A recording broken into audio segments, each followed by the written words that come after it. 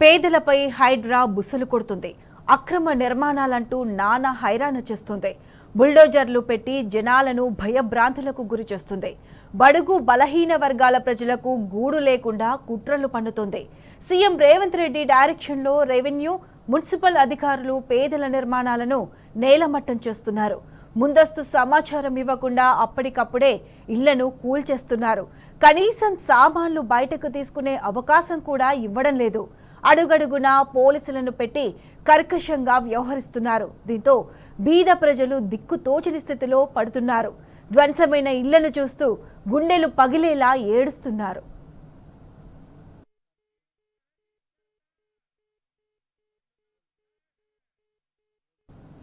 తమ కష్టాలను పట్టించుకోని కాంగ్రెస్ ప్రభుత్వంపై హైడ్రా బాధితులు దుమ్మెత్తిపోస్తున్నారు. పేదోడికో న్యాయం, పేదలకో న్యాయాన్ని అమలు చేస్తున్న రేవంత్ సర్కార్పై భగ్గుమంటున్నారు. బీఆర్ఎస్ 10 ఏళ్ల పాలన అన్ని వర్గాల ప్రజలకు స్వర్ణయుగంలా ఉండేదని గుర్తు చేసుకుంటున్నారు. సర్కార్ తీరును ఎండగడుతూ తమ గోడు చెప్పుకునేందుకు జెడ్ఎంసీ పరిధిలోని హైడ్రా బాధితులు తెలంగాణ భవన్ తలుపు తట్టారు.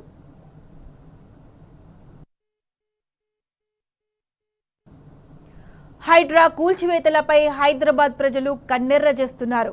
కష్టపడి కట్టుకున్న ఇండ్లను ఇంత దుర్మార్గంగా కూల్చడమేంటని నిప్పులు చెరుగుతున్నారు. కాంగ్రెస్ సర్కార్ మా సావుకొచ్చిందని బాధితులు ఆవేదన చెందుతున్నారు. కూల్చివేతలు ఆపాలంటూ పేదలు కన్నీళ్లు పెట్టుకుంటున్నారు. బాధితులకు అండగా ఉంటూ వరుస కథనాలను ప్రసారం చేస్తున్న టీ న్యూస్కు కృతజ్ఞతలు చెప్తున్నారు. తెలంగాణ గుండె చప్పుడైన టీ న్యూస్కు రుణపడి ఉంటామంటున్నారు. ఎలక్షన్ కంటే ముందు వచ్చేసి భారత్ జోడో అని పాదయాత్ర చేస్తారు. ఇప్పుడు వచ్చేసి గర్తోడు మీ ఏమైపోయింది. Okay, so you're scrutinizing us like anything. Okay, you're penalizing like anything. Unnecessary you're coming to us and మీరు చెప్పేది ఏంటంటే ఇల్లీగల్ ఎన్క్రోచ్మెంట్స్ అనేసి. లీగాలిటీ ఉంది, రిజిస్టర్డ్ సేల్ డీడ్స్ ఉన్నాయి, యూఎల్సీ ఉంది, ఎల్ఆర్ఎస్ ఉంది, బీఆర్ఎస్ ఉంది. అన్ని పర్మిషన్స్ ఉన్నాక కూడా ఇల్లీగల్ అంటే that is not acceptable part అండి. Okay, thank you. Sairam Nagar కాలనీలోకి వచ్చి 27 ఇయర్స్ అయింది బాబు. మేము అన్నీ లీగల్గానే ఉన్నాయి, మేము అన్నీ కడుతూనే ఉన్నాం. ఈ ఏజ్లో మాకు ఇది అవసరమా చెప్పు బాబు? అవసరమా? ఇప్పుడు ఏం కావాలి? మేము ఎక్కడ పడిపోవాలి? మేము ఎట్లా? మా లైఫ్ ఏంటి మీరు చూస్తారా? ఈరోజు మీరు మాట్లాడిస్తున్నారు, రేపు మేము ఎక్కడ ఉంటామో తెలీదు. మీరు మాట్లాడగలరా? ఏం కావాలి? మేము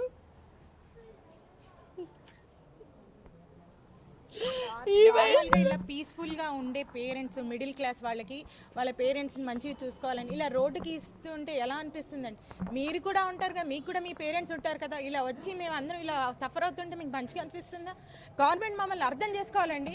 మామూలు సిటిజన్స్ మేము కూడా మీలాగే, మీరు అందరూ ఎలా కష్టపడి బయటకు వచ్చారో మేము కూడా అలాగే వచ్చామండి. అందరితో పాటు చదువుకున్నాం, ఉద్యోగాలు తెచ్చుకున్నాం, కష్టపడి ఇల్లు కట్టుకున్నాం. మేము వేరే వాళ్ళ దగ్గర నుంచి ఎవరో మాకు ఇవ్వలేదండి.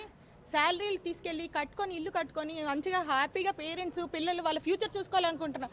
ఇప్పుడు ఇల్లు కొనుక్కుందంటే మా ఫ్యూచర్ మా పిల్లల గురించి అని అనుకుంటాం. వచ్చి కూల కొట్టేస్తే మా గతి ఏం కావాలి? మా పిల్లల గతి ఏం కావాలి? ఇంట్లో ఉన్న పెద్దవాళ్ళ గతి ఏం కావాలి? ఒక సిస్టమ్ ఫెయిల్యూర్ కి ఒక కామన్ మ్యాన్ ని శిక్షించడం చాలా తప్పండి. మాకు మేము ఏమీ లేమెన్స్ కాదు, ఎవరు తెలియని కాదు, మేము అన్నీ చూసుకున్నాం. అది ప్రాపర్ ఒకళ్ళ దగ్గర నుంచి ఒక లింక్ డాక్యుమెంట్స్ లీగల్గా బ్యాంక్ వాళ్ళ చేత వెరిఫై చేయించి, టెక్నికల్ ఆఫీసర్ వచ్చి సరౌండింగ్స్ అన్నీ తీసుకుని మొత్తం అన్ని ఫొటోస్ తీసుకుని అటాచ్ చేసి లోన్ 70 లక్షలు 90 లక్షలు మాకు శాంక్షన్ చేసినాక మాకు మేము ఈఎంఐలు కట్టుకుంటూ ఈ రోజు వరకు మేము డబ్బులు పే చేస్తూనే ఉన్నాము. చేసిన తర్వాత ఇప్పుడు వచ్చి మీరు ఇల్లీగల్ మూసి అక్రమాలను తొలగిస్తున్నాం. ఎందుకు ఏంటి అక్రమాలు? అక్రమాలు ఏంటి అసలు? ఇక్కడ లీగాలిటీ మేము చెక్ చేసుకున్నామండి. పైనుంచి పట్టాదారుల నుంచి మా దగ్గర ఓఆర్సీలు ఉన్నాయి, ఆక్యుపెన్సీ సర్టిఫికెట్స్ ఉన్నాయి. పట్టాదారుల నుంచి కొనుక్కుని లేఅవుట్ వేసి అన్ని చేసి మాకు ఇల్లు కట్టించి ఇచ్చిన తర్వాత ఇది లేదు అనడానికి లేదు. సంతకాలు పెట్టి లేదన్నా అసలు మాకు తెలియకుండా చేసి అక్కడ వాళ్ళు అమ్మేసుకుని పోయినారు. ఇప్పుడు వచ్చి మమ్మల్ని కూల్చేసి మమ్మల్ని ఇక్కడ పెట్టి ఈ పొజిషన్ లో తీసుకొచ్చి మేము ఏం చేయాలన్నా? మాకు ఎవరో ఒక అఫీషియల్ తెలియదు. మాకు బిల్డర్లకి వాళ్ళందరికీ పైన వాళ్ళందరూ తెలుసు, పొలిటీషియన్స్ అందరూ తెలుసు. వాళ్ళందరూ చేసుకుని వెళ్ళిపోయినారు. చేయమన్నారు. ఇప్పుడు మమ్మల్ని ఊబులో పడేసి మీ ఇల్లు కూల్ చేస్తాము, మీ ఇల్లు రేపు ఉండదు. ఎలా అంటే ఎలా ఉంటామన్నా? లోన్ కట్టుకోవాలంటే ఎలా కడతామండి? ఇంకా మాకు వేరే ఏం లేదా? డిమాలిషన్ కాబట్టి లోన్ కున్న ఇన్సూరెన్స్ కవర్ అవ్వదని చెప్తున్నారు బ్యాంక్ వాళ్ళు. సో లోన్ కి ఇన్సూరెన్స్ తీసుకుంటాం కదా, అది కూడా కవర్ అవ్వదు అంటున్నారు. అది ఓన్లీ నేచురల్ కెలామిటీస్ కి దానికని దానికి క్లాజెస్ ఉన్నాయి. సో ఇప్పుడు మాకు ఇల్లు లాగేసుకుంటే మేము లోన్లు కూడా కట్టుకోవాలి. 30 years పడుతుంది. సిస్టమ్ ఫెయిల్యూర్స్ అయితే సిస్టమ్ ని ఫస్ట్ సరిచేయండి అన్న. సిస్టమ్ ఫెయిల్యూర్స్ అయితే ఫస్ట్ సిస్టమ్ ని సరిచేయండి, ఉన్న వాళ్ళని ఉంచండి. ఇక మీదటైనా ఇవ్వదు. నిన్న రిజిస్ట్రేషన్ అయింది, ఇంకా ఏంటన్నా నిన్న రిజిస్ట్రేషన్ అయింది, ఈ రోజు కోలుకొడుతున్నారు. హైడ్రా వచ్చిందన్న రిజిస్ట్రేషన్ ఆఫీసర్ తెలీదా? వాళ్ళకి ముందు అన్ని తెలుసు, లంచం కోసం తీసేసుకుంటారు. మా దగ్గర ట్యాక్సులు ఒక దాన్ని రిజిస్టర్ చేయాలంటే 4 లక్షలు చలాన్ కడతాం మేము దాని మీద. అదంతా ప్రభుత్వానికి కదా వెళ్తుంది. కాకపోతే మాకు బాధ ఉండకపోయేది అవ్వదు కదా. మేము ఒక లోన్ మీది కాదు, మేము రిజెక్ట్ చేస్తున్నాం లోన్ అంటే మేము వెళ్ళి ఎందుకు కొనుక్కుంటామన్నా? 70 లక్షలు అక్కడ పెట్టుకుని మేము కొనుక్కుంటామా అన్న? ఇంకొక పాయింట్, ఒకవేళ ఇల్లీగల్ అనుకోండి తీసేసుకోండి, కాదంటలేదు. లీగల్గా మేము కొనుక్కుని లేఅవుట్లు గవర్నమెంట్ ద్వారా లేఅవుట్లు వచ్చి మేము స్థలం కొనుక్కుని ఇల్లు కట్టుకుని అప్పులు పాలయ్యి మేము ఇప్పటిదాకా తీర్చుకుని ఇప్పుడు కాస్త హ్యాపీగా ఉన్నామేమో అనుకున్న సమయంలో ఇలా చేస్తే ఎలా ఉంటారండి చెప్పండి?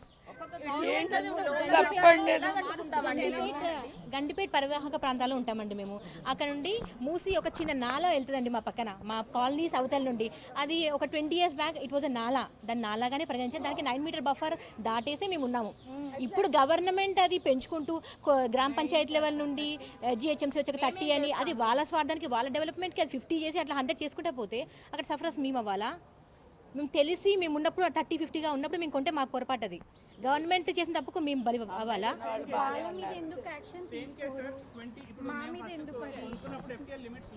మేము ల్యాండ్స్ని కబ్జా చేసేసుకున్నాము, మేము ఈ బిల్డింగ్లు చేసేసాము, సో దీనివల్ల మీరు బఫర్ జోన్లో ఉన్నారు, ఎఫ్టీఎల్లో ఉన్నారు అని చెప్పి వాళ్ళు వచ్చి డైరెక్ట్గా ఇచ్చేస్తున్నారు. సమ్టైమ్స్ నోటీస్ ఇస్తున్నారు, సమ్టైమ్స్ ఇవ్వట్లేదు, కూల్ చేస్తున్నారంట. సో ఇప్పుడు మా ప్యానిక్ ఏంటంటే అసలు మేము ఏ జోన్లో ఉన్నాం మాకు తెలియట్లేదు, ఏ జోన్లో ఉన్నాం మాకు తెలియట్లేదు, క్లారిటీ లేదు. ఎన్ని హౌసెస్ ఉన్నాయని క్లారిటీ లేదు. అన్నిటికన్నా ముందు అన్ని కట్టి మాకు ఈ ప్రాబ్లమ్స్ ఏంటండి? అంటే మేము లీగల్గా వెళ్ళినా కూడా మమ్మల్ని ఇల్లీగల్ అని చెప్తున్నాం. అంటే అన్నిటికన్నా ప్రాబ్లం చాలా పెయిన్ అవుతుంది ఏంటంటే మేము ఇంత వెల్ ఎడ్యుకేటెడ్స్ అయ్యి ఉండి మేము ఇంత మంచి గౌరవంగా ఉండే ఒక ఫ్యామిలీ నుంచి వచ్చి మమ్మల్ని కబ్జాదారులు అది నిజంగా వీ కెనాట్ టేక్ దట్ అండి. అండ్ మోర్ సెకండ్ పాయింట్ ఏంటంటే మేము కూడా ఒక ఇండియన్ సిటిజన్స్ అండి. We are not against of any development. We are happy that they are doing some development but not at the cause of affecting the people. Even మీరు ఏమైనా చేయాలనుకుంటే even మమ్మల్ని అడగండి, మేము డొనేషన్ ఇస్తాం. We are ready to give. మా salary నుంచి every month కావాలంటే చెప్పండి, మేము ఇస్తాం. We are ready. అంత ఎక్స్టెంట్ కూడా వెళ్తాం మేము. సో అలా చేయకండి. అండ్ థర్డ్ స్టెప్, మా లాంటి వాళ్ళకి డబుల్ బెడ్రూమ్ ఇస్తారు. సార్ జస్ట్ ఇమాజిన్ సార్, మేము 30% ట్యాక్స్లు కడుతున్నాం. ఇన్కమ్ ట్యాక్స్, నాట్ అవర్ శాలరీలో నుంచి ఇన్కమ్ ట్యాక్స్ 30% కడుతున్నాం. అలాంటిది మీరు తీసుకెళ్ళి మమ్మల్ని అలా అక్కడ పెడుతున్నామంటే మేమేమో అసలు మా ఎడ్యుకేషన్ ఏంటి, మేమేంటి, మమ్మల్ని ఇంత చీప్గా చూస్తున్నారు అని చాలా ఎమోషన్ అవుతున్నామండి. సో ఇది చాలా మీరు అర్థం చేసుకోవాలి, మా బాధను కూడా అర్థం చేసుకోవాలి సార్. We are well ఎడ్యుకేటెడ్స్. మా చాలా హర్ట్ అవుతున్నామండి. ఇంత మమ్మల్ని దిగజాతి చూపించకండి, మమ్మల్ని ఇంత దిగజాతి అందరికీ చెప్పకండి. మమ్మల్ని ఒక హ్యూమన్ బీయింగ్గా, మేము కూడా ఒక ట్యాక్స్ పేయర్స్గా మమ్మల్ని గుర్తించండి. మా బాధలను అర్థం చేసుకోండి. We are not against about any politics or any development. Please consider this. We are not against anything. ఇప్పుడు ఒక జనరేషన్ నుంచి ఇంకో జనరేషన్ రావాలంటే 25 years పడుతుందండి. పేరెంట్స్ ఒక నుంచి వాళ్ళ పిల్లల్ని చదివించి ఈ జనరేషన్ని ఇలా పెంచారండి. మళ్ళీ మేము మా కష్టపడి శాలరీ తెచ్చుకొని ఇల్లులు కట్టుకున్నాం, సొంతంగా కట్టుకున్నాం, ఎంప్లాయ్మెంట్ తెచ్చుకున్నాం, చదువుకున్నాం. మళ్ళీ వీళ్ళు వచ్చేసి మా ఇల్లుని బయటికి పంపించేసి వెళ్తే అది ఏమవుతుంది సార్? ఎకనామిక్ డెవలప్మెంట్ ఏమవుతుంది? 25 years మళ్ళీ మేము బ్యాక్ వెళ్ళామంటున్నారు. మమ్మల్ని రోడ్డు మీదకి ఈడుస్తున్నారు. మిడిల్ క్లాస్ ఫ్యామిలీ ఏమి అవ్వాలండి? మీరు 2 BHKలు ఇస్తాము, అది ఇస్తాము అంటే ఏం చేయాలి? దాంట్లో ఉండగలుగుతామా మేము? పిల్లల్ని ఇప్పుడు స్కూల్లో జాయిన్ చేసామండి, ఎంతో ఫీజులు కడుతున్నాం. వాళ్ళని తీసుకెళ్ళి మళ్ళీ ఎక్కడ పెట్టాలి? ఏ స్కూల్లో జాయిన్ చేయాలి? మళ్ళీ జాయిన్ చేయాలా? వేరే కాలేజ్లో ఉన్న వాళ్ళకైతే వాళ్ళ ఎడ్యుకేషన్ గురించి ఆలోచిస్తున్నారే. మా పిల్లల ఎడ్యుకేషన్ ఏమైపోవాలి? ఇప్పుడు మీరు మమ్మల్ని రోడ్డు మీద వేస్తే అది కూడా మీరు కన్సిడర్ చేయాలి. ప్రతి ఒక్కరూ ఆలోచించాలి. మేము కూడా ఈ హైదరాబాద్లో పుట్టి పెరిగిన వాళ్ళం అండి. మేము ఎక్కడి నుంచో వచ్చిన వాళ్ళం కాదు. ఇక్కడే చదువుకున్నాం, ఇక్కడ స్కూల్స్లోనే చదువుకున్నాం, కాలేజ్లో చదువుకున్నాం, ఇక్కడే పెళ్ళిళ్ళు అయినాయి, పిల్లలు వచ్చి పుట్టారు, అన్నీ అయినాయి. మీరు మా గురించి ఆలోచించాలి. మేము కామన్ పీపుల్ అండి. మా ప్రాబ్లమ్స్ మీరు అందరూ అర్థం చేసుకోవాలి. గవర్నమెంట్ ప్రత్యేకంగా మా గురించి ఆలోచించాలి. డ్రాస్టిక్ స్టెప్స్ తీసుకునే ముందు ప్రతి ఒక్కరి గురించి ఆలోచించాలి అని చెప్తున్నాం. మీరు పెంచుకున్నప్పుడల్లా రిట్రోస్పెక్టివ్గా మీరు పాత నుంచి కొన్న వాళ్ళకి 90sలో కొన్న వాళ్ళకి కూడా లిమిట్ అప్లికబుల్ అవుతుందంటే అప్పుడు లీగల్గానే కదా మేము కొనుక్కుంది, అప్పుడు రూల్ ప్రకారంగానే కదా మేము ఫాలో అయ్యి కొనుక్కుంది. ఇప్పుడు దాన్ని తీసుకొచ్చి ఇప్పుడు మేము కొత్తగా చేసిన రూల్ ప్రకారంగా మీది ఇల్లీగల్ అనడం ఎంతవరకు కరెక్ట్? రెండోది వచ్చి ఏమన్నా అంటే అప్పుడు మీకు పర్మిషన్స్ ఇచ్చిన అధికారుల మీద కూడా యాక్షన్ తీసుకుంటామంటున్నారు. దానివల్ల మాకు వచ్చే ఉపయోగం లేదండి. 20 ఏళ్ల క్రితం 25 ఏళ్ల క్రితము వాళ్ళ మీద కేసు ఫైల్ చేస్తాము, వాళ్ళ మీద కూడా కేసులు ఫైల్ చేస్తున్నాం. అసలు ఎన్ని కేసెస్ మూవ్ అవుతాయి మనకు తెలుసు. కేసు వేయడం వల్ల మాకు వచ్చే లాభం లేదు. మా ఇల్లు కొట్టేస్తుంటే ఆ కేసులు మేమేం చేసుకుంటాం సార్? మన దాంట్లో కోర్టులో కేసులు ఎలా నడుస్తాయి మనకు తెలుసు కదమ్మా. బ్యాంకర్స్ కూడా ఏం చేస్తున్నారంటే మా మీద తిప్పి రివర్స్ కేసు వేస్తున్నారంట, మీరు ఇల్లీగల్ డాక్యుమెంట్స్ చూపించి మా దగ్గర తీసుకున్నారని చెప్పి. ఇది కూడా వింటున్నాం మేము చాలా వరకు. బ్యాంకర్స్ అంటే వాళ్ళు పెద్దవాళ్ళందరూ ఇదైపోయి మమ్మల్ని ఎందుకు సార్ బలి చేస్తున్నారు సార్? మాకు అర్థం కావట్లేదు. మా బాధ ఇంకెవరితో చెప్పుకోవాలో మాకు నిజంగా అర్థం కావట్లేదు సార్. మా బాధ ఇంకెవరితో చెప్పుకోవాలో అర్థం కావట్లేదు మాకు. ఫస్ట్ టైం వచ్చారండి, ఫస్ట్ టైం మమ్మల్ని ఎవరు వచ్చి మీ పర్సన్ మీడియా ఇంతవరకు ఎవరు వచ్చి రాలేదు. ఇప్పుడు కొత్తగా వచ్చింది కాదండి, అందరం 25 years పై నుంచి ఉన్నది. 90sలో 25 years 30 years ఉన్నోళ్ళు కూడా ఉన్నారు ఇక్కడ. సో అప్పటి నుంచి ఉన్న వాళ్ళందరం కూడా అప్పుడు కంపిటెంట్ అథారిటీ ఏది ఉందో దాని ప్రకారంగా అప్రూవల్స్ తీసుకుని పర్మిషన్స్ తీసుకుని బ్యాంక్ లోన్స్ అంటే మల్టిపుల్ స్క్రూటినీ పాస్ అయిన వాళ్ళం మేమందరం.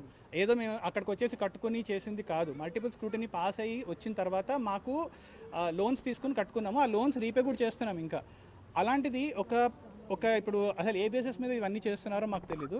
అసలు ఇల్లీగల్ అంటే ఏంటో తెలియట్లేదు. ఇప్పుడు మేడం చెప్పినట్టుగా ఇల్లీగల్ అన్నప్పుడల్లా బాధేస్తుంది. ఇంత కష్టపడి law abiding citizens, tax paying citizens మేము చిన్న రూల్ కూడా బ్రేక్ చేయకూడదు. అంటే చిన్నది ఒకవేళ ట్రాఫిక్ చలాన్ వేస్తే కూడా ఇమీడియట్గా కట్టేస్తాము. ఎందుకు మన రికార్డులో అది ఉండాలని చెప్పేసి అది కూడా కట్టేసే టైపు. అలాంటిది మమ్మల్ని అంటే బ్లాంకెట్గా ఇప్పుడు మీడియాలో కూడా చాలామంది అనేస్తున్నారు ఇట్లాగా ఎంక్రోచ్మెంట్స్, మూసి అక్రమాలు, కబ్జాదారులు అనేసి అనేస్తున్నారు. అదొకటి చాలా ముందు పెయిన్ఫుల్ ఉంటుంది, యాగనీ ఉంటుంది. రెండోది ఈ అన్సర్టెనిటీ అండి. అసలు కొన్ని చోట్లేమో మాకు కాంపెన్సేషన్ ఇస్తానని చెప్తున్నారు. ఇప్పుడు రంగనాథ్ గారు కానివ్వండి, లేకపోతే గౌరవనీయులు మినిస్టర్లు కొంతమంది కానివ్వండి, మీడియా ఛానల్స్లో మేము చూసినప్పుడు కొన్ని పేపర్స్లో కానివ్వండి మూసి బఫర్ జోన్లో ఉన్న వాళ్ళకి కాంపెన్సేషన్స్ ఇస్తాము అని చెప్పారు. కానీ అది ఎక్కడ మాకు తెలియట్లేదు. ఆ కాంపెన్సేషన్ ప్రొసీజర్ ఏంటి, అదేంటి అని చెప్తే అది కూడా మాకు అర్థం కావట్లేదు. ఇంకోటి ఏంటంటే మల్టిపుల్ నెరేటివ్స్ వినిపిస్తున్నాయి. ఒకళ్ళేమో డైరెక్ట్గా వచ్చేసి కొట్టేస్తారని చెప్తున్నారు, ఒకళ్ళేమో నోటీసులు ఇవ్వట్లేదని చెప్తున్నారు. ఈ ప్యానిక్ వల్ల ఏమంటే ఆరోగ్యాలు పాడైపోతున్నాయి అందరివి. ఇప్పుడు మేడం చెప్పినట్టుగా మేమందరం లా అబైడింగ్ సిటిజన్స్. ఒకవేళ చెయ్యాలి, ఇది నిజంగా గవర్నమెంట్కి ఇది నీడ్ ఆఫ్ ది అవర్, ఇది చేయాలి ఖచ్చితంగా అంటే మాకు కాంపెన్సేషన్స్ అయినా కనీసం కన్సిడర్ చేయాలి కదండి. ఇప్పుడు ఉన్నది మీరు కూల్ చేసి double bedroom is not a solution for us. ఎందుకంటే మేము ట్యాక్స్ పేయింగ్ సిటిజన్స్, మేము ఒక సర్టన్ సోషల్ స్ట్రాటాలో ఉన్నాము. అంటే మేమేమి బిల్డ్ చేసుకుంటూ వచ్చాం, కష్టపడి చదువుకొని ఉద్యోగాలు చేసుకుంటూ అలా వచ్చాం మేము.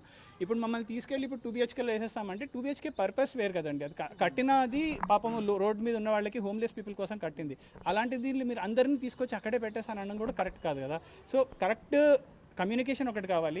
రెండోది కాంపెన్సేషన్ మాకు కరెక్ట్ లీగల్గానే అడుగుతున్నాం. అది కూడా దానికి కూడా ల్యాండ్ అక్విజిషన్ యాక్ట్స్ ప్రకారంగా దాని ప్రకారం కూడా లీగల్గా చాలా ఉన్నాయి పద్ధతులు. ఆ పద్ధతి ద్వారా అయినా మాకు ఇప్పించండి. ఏదో ఒకటి మాకు కమ్యూనికేషన్ ఉండాలి కదండి. అదేం లేకుండా ఒక ఆన్ గవర్నమెంట్ డ్యూటీ అని ఒక వెహికల్ మా కాలనీ దగ్గర నుంచి పాస్ అవుతుంటే అందరికీ భయం వేస్తుంది. ఒక 4 జనాలు కనిపించినారంటే ఒక తెలియని 144 సెక్షన్ లాగా ఉందన్నమాట. ఒక 4 జనాలు కనిపిస్తున్నారంటే భయం వేస్తుంది. ఎందుకు వచ్చారు, ఏం మాట్లాడుతున్నారు అని. మా ఇల్లు ఎవరైనా చూస్తుంటే భయం వేస్తుంది. అంటే మేము అందంగా కట్టుకున్నాం. ఇదివరకు ఎవరైనా మా ఇల్లు చూస్తే అరే మన ఇల్లు బాగుంది కాబట్టి వీళ్ళు చూస్తున్నారు అనుకుంటుంది. అలాంటిది ఇప్పుడు ఎవరైనా చూస్తున్నారంటే వీళ్ళు ఎవరు, ఎందుకు వచ్చారు, మేము వెళ్ళి అడుగుతున్నాం వాళ్ళని, మీరు ఎవరండి, ఎందుకు, ఏం కావాలి మీకు అని చెప్పేసి అడుగుతున్నాం.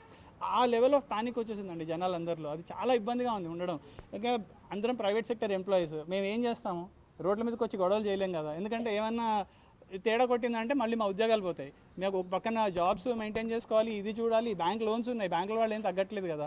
సో ఏం చేయాలో మాకు అర్థం కాని పరిస్థితిలో ఉన్నాం ప్రజెంట్.